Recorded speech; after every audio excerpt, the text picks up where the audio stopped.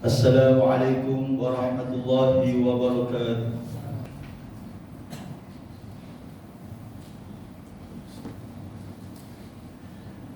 Alhamdulillahil qail a'udzu billahi minasy syaithanir rajim. Inna aradna al-amanata 'ala as-samawati wal ardi wal jibal فأبين أن يحملنها وأشفقن منها وحملها الإنسان إنه كان ظلوما جهولا أشهد أن لا إله إلا الله وحده لا شريك له وأشهد أن محمدا عبده ورسوله اللهم صل وسلم على سيدنا محمد وعلى آله وصحبه أجمعين أما بعد فيا أيها المسلمون اتقوا الله أوصيكم وإياي بتقوى الله فقد فاز المتقون. Muslimin yang dirahmati Allah sekalian, marilah kita bertakwa kepada Allah Subhanahu wa taala dengan melaksanakan segala suruhannya dan menjauhi segala larangannya. Semoga dengan demikian kita akan terus diberi petunjuk, dipimpin dan tidak naungi rahmat dan redha Allah Subhanahu wa taala. Khutbah kita pada hari ini bertajuk kewajipan mengundi dalam pilihan raya. Dalam sistem politik hari ini bertepatan dengan konsep khalifah dan pilihan raya, syariat memberikan hak saksama kepada setiap rakyat memilih pemimpin mereka. Sehubungan dengan itu, memilih pemimpin di dalam pilihan raya merupakan satu kewajipan kepada setiap umat Islam. Tujuan pilihan raya adalah untuk memastikan urusan umat diputuskan mengikut undang-undang dan mewujudkan peluang kepada semua untuk ikut serta dalam proses membuat keputusan. Sistem demokrasi itu sendiri adalah timbul dari prinsip syura. Firman Allah Subhanahu wa taala dalam surah Syura ayat 38, wa amruhum syura bainahum, dan urusan mereka dijalankan secara bermesyuarat sesama mereka. Disebabkan penyertaan setiap umat Islam dalam saf kepimpinan suatu yang tidak mungkin, maka dilaksanakan konsep perwakilan, iaitu memilih wakil dan Dewan Undangan Negeri dan Dewan Rakyat untuk Parlimen. Sistem perwakilan ini adalah diterima syarak berdasarkan sunnah Nabi secara qauliyah, yakni perkataan, dan fi'liyah, yakni perbuatan. Umat Islam mesti memilih wakil mereka yang melaksanakan kuasa politik umat Islam di negara ini. Umat Islam adalah kumpulan majoriti di negara ini. Di pundaknya adalah kuasa bagi menyerahkan kuasa politik kepada individu Islam atau golongan dalam masyarakat yang diyakini yang akan menjaga agama Islam dan umat Islam. Hadirin Jumaat yang dirahmati Allah sekalian, esok adalah hari mengundi. Beberapa nasihat syarak kepada para pemilih adalah seperti berikut. Pertama, setiap rakyat Malaysia yang telah cukup umur untuk mengundi wajib memainkan peranannya dengan keluar mengundi. Ini kerana Dewan Parlimen memiliki kuasa bagi menentukan kerangka dasar dan hala tuju negara. Oleh itu, pastikan wakil yang dipilih adalah calon yang bermanfaat bagi memelihara kesucian dan kedudukan agama Islam, hak umat Islam dan hak rakyat terbilang bangsa seluruhnya.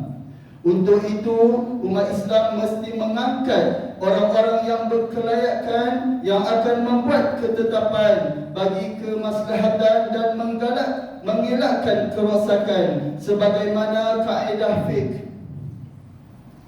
Darul mafasid muqaddam ala jilbil masalih. Menolak kemudaratan itu lebih utama daripada mendapatkannya maslahah. Kedua, pengundi wajib memilih orang yang memiliki keimanan kepada Allah, berilmu, berakhlak dan beramal soleh. Apatah lagi pengundian merupakan persaksian yang akan dipertanggungjawabkan pada hari kiamat. Firman Allah Subhanahu wa taala dalam surah Talaq ayat 2. Wa aqimus syahadata lillah. Dan hendaklah kamu yang menjadi saksi menyempurnakan penyaksian itu kerana Allah semata-mata. Ketiga, tidak memilih calon yang mewakili parlimen dari kalangan orang Islam yang memiliki sifat melakukan maksiat secara terang-terangan, memusuhi Allah, Rasul dan orang beriman.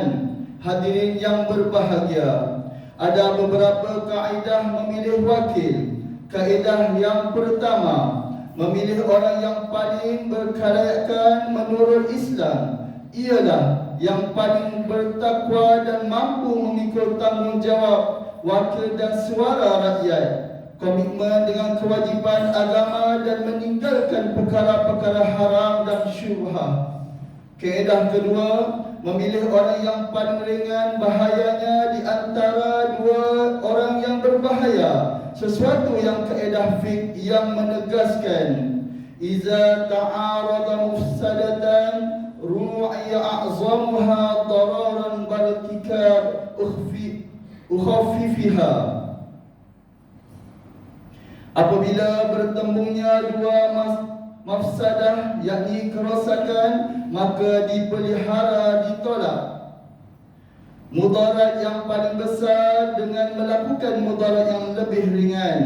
Kaedah ketiga, seseorang pengundi tidak boleh mengubah pilihannya daripada memilih calon yang lebih layak kepada calon yang kurang layak dengan dorongan fanatisme, hubungan keluarga atau kepentingan tertentu. Sekiranya ini dilakukan, berarti dia mengkhianati Allah dan Rasul sallallahu alaihi wasallam.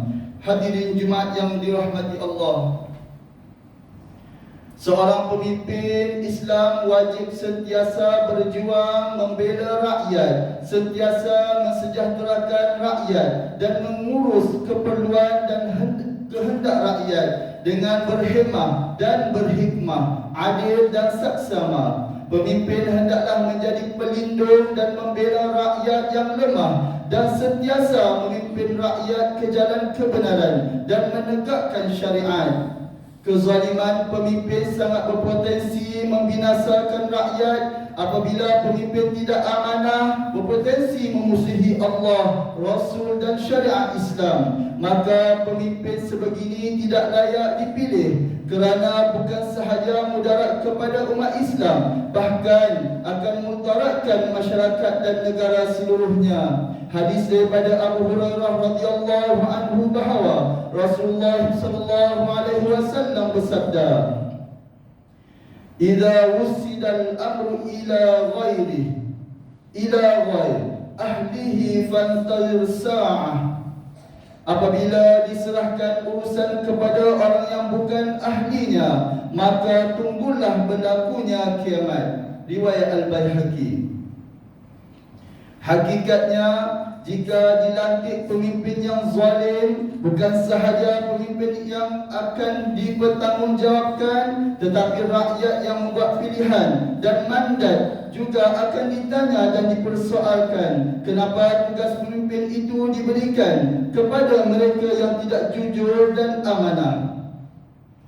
Menurut Hasan Al-Basri, imam yang adil sebagai penegak tiap-tiap yang condong, membaiki tiap-tiap yang rosak, menguatkan tiap-tiap yang lemah, membela tiap-tiap yang teraniaya dan melindungi tiap-tiap yang susah.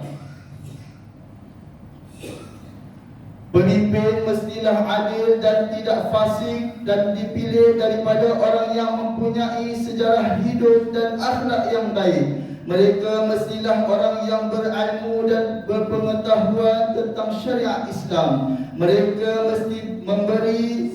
mesti boleh memberi tauladan yang baik, dicontohi dan dihormati. Hadirin Jumaat yang dikasihi Allah sekalian, mengundi adalah satu kewajipan bagi umat Islam. Ia adalah untuk membentuk pemerintahan yang bertanggungjawab. Jika pemimpin dipilih tidak tepat dan tidak layak, maka kepentingan masyarakat dan negara tidak dapat diberi keutamaan. Sewajarnya umat Islam mesti melaksanakan sistem perundangan dan permuafakatan yang menjamin kemakmuran rakyat dan negara.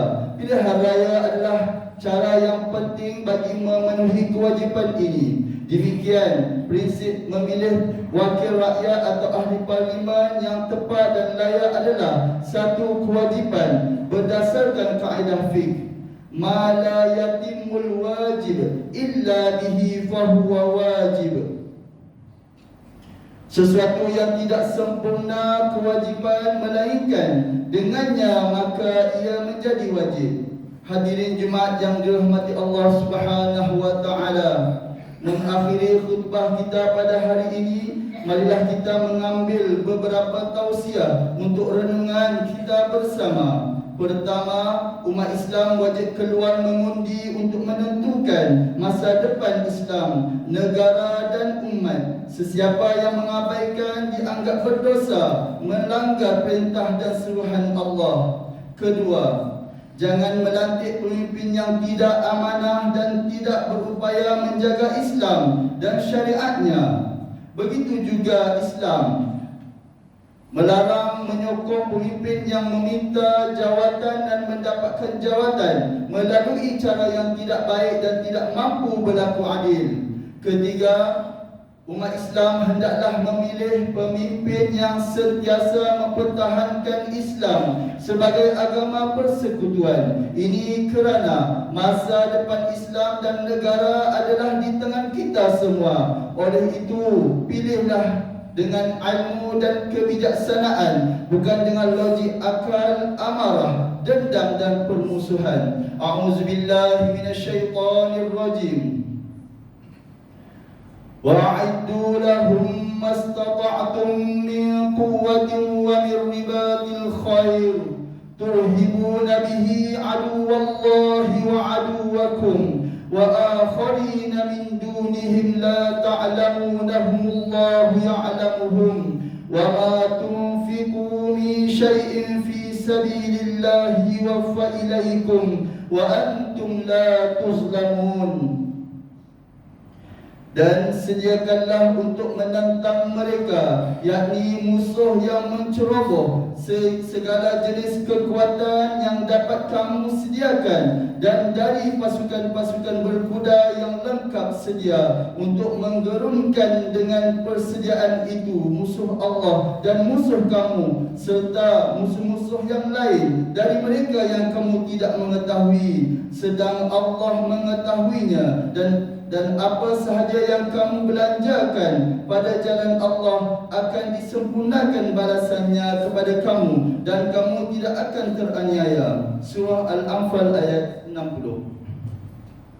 Barakallahu li wa lakum fil Qur'anil azim wa nafa'ani wa iyyakum bima fihi minal ayati wa dzikril hakim wa taqabbala minni wa minkum tilawatah innahu huwas sami'ul alim. Aqulu qawli hadza wa astaghfirullahal azim li wa lakum wa lisa'iril muslimin wal muslimat fastaghfiruhu innahu huwal ghafurur rahim.